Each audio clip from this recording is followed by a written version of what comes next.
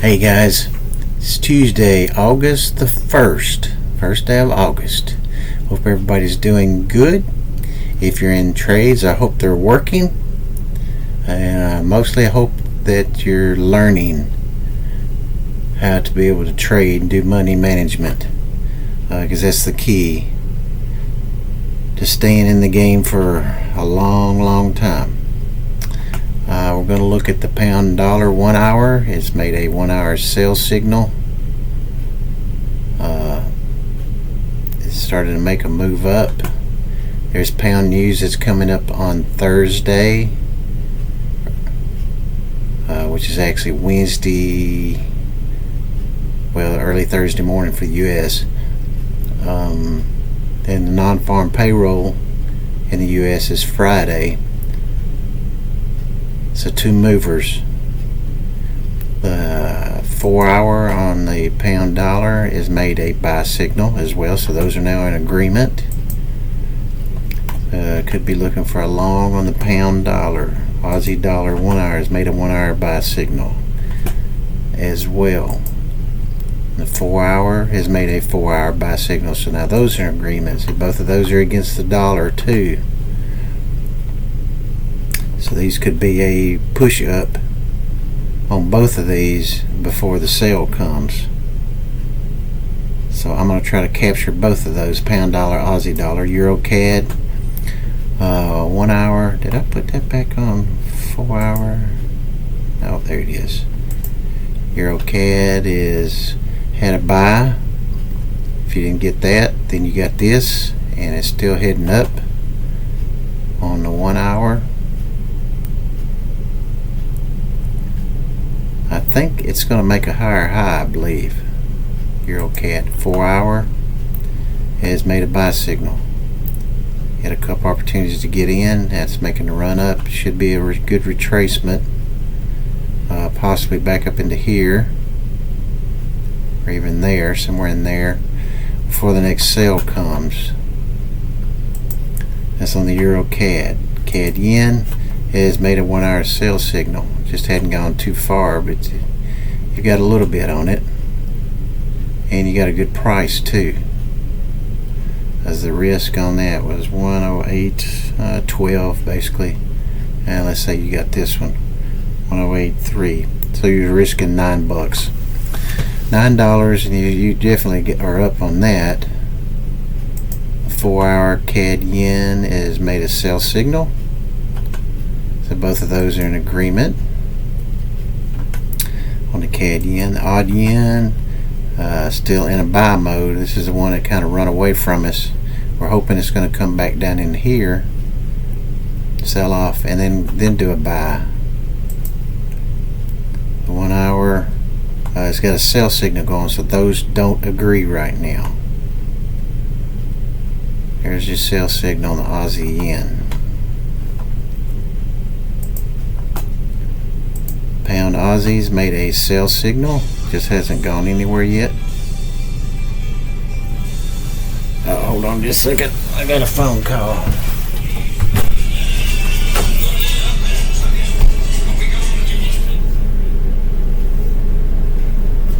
Hey, Mark.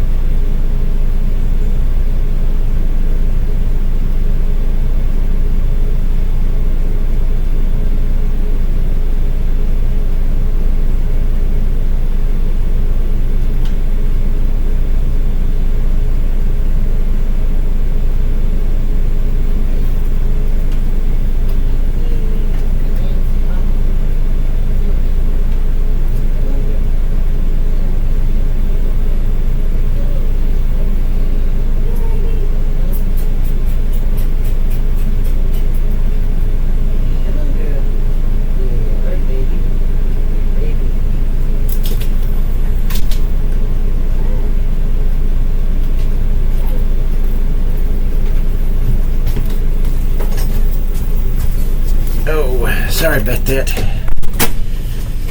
Had to take that phone call. That was important.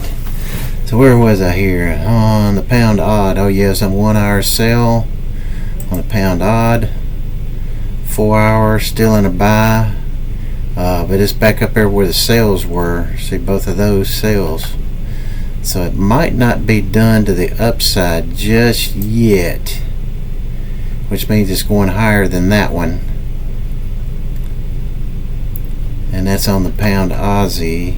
The pound CAD, it's kind of in no man's land on the 1 hour. It's going in range. 4 hours, same thing. It's on a sell though, but it's going sideways as well. 1 hour and 4 hour. The pound yen has made a sell signal on the 1 hour, but see there's a bunch of these up here, which is telling me that there's a potential this can go a little higher. See what the 4 hour says. 4 hours made a sell signal, so both of those in agreement right now, the 1 hour and the 4 hour. It's on the pound yen. Euro New Zealand was in a buy, and it's come back up to where the sell was, so it could go a little bit higher up into here. And that's on the Euro New Zealand. That's the 1 hour. The 4 hour is still in a sell, so those aren't in agreement right now. Oh, it's in a buy. Yeah, it's in a buy too. That's 1 hour. 1 hour is a buy. Nope, 4 hours still in the sell, so those aren't in agreement. Pound New Zealand is just like the Euro New Zealand. It's in a buy on the 1 hour, and the 4 hour is in a sell still, so those don't agree right now.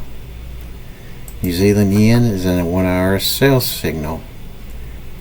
It just hasn't moved too much, kind of gone sideways for the whole day today.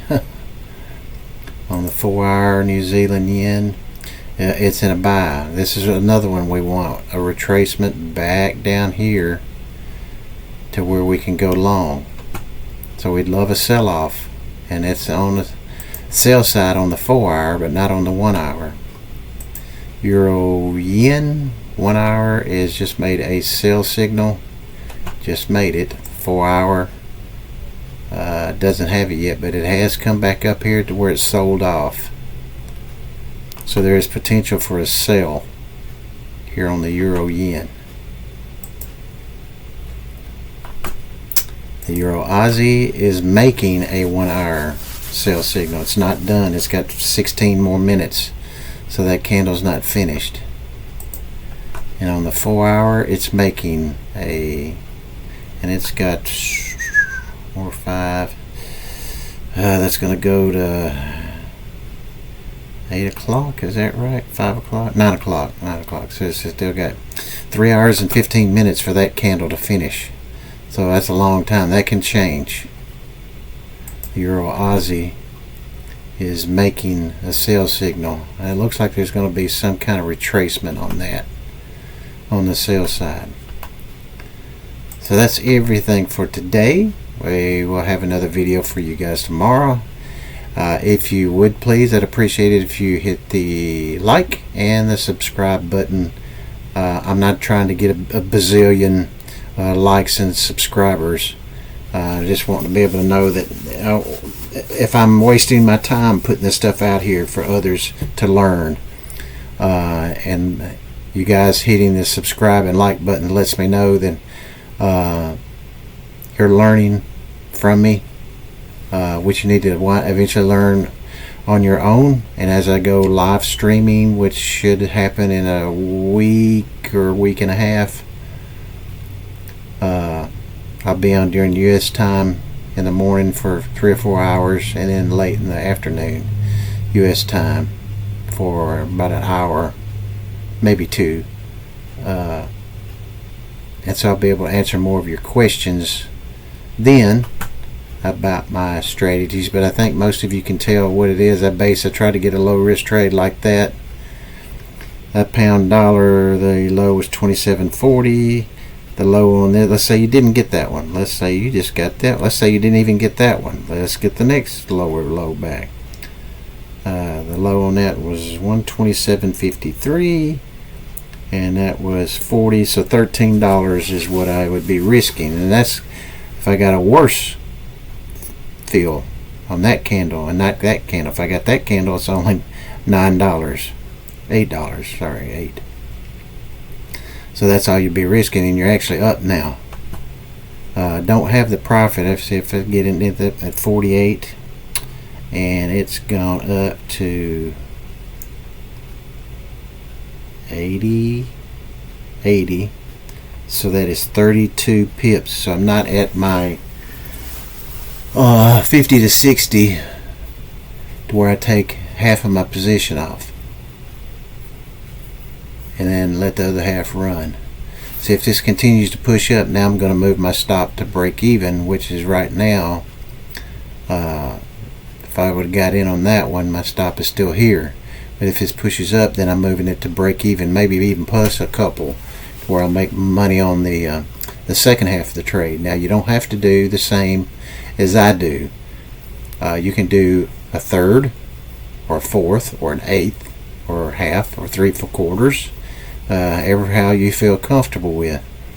I just know that in swing trading, I don't want to take 5 to 10 pips like a lot of these on YouTube do, traders, because you got to be perfect all the time.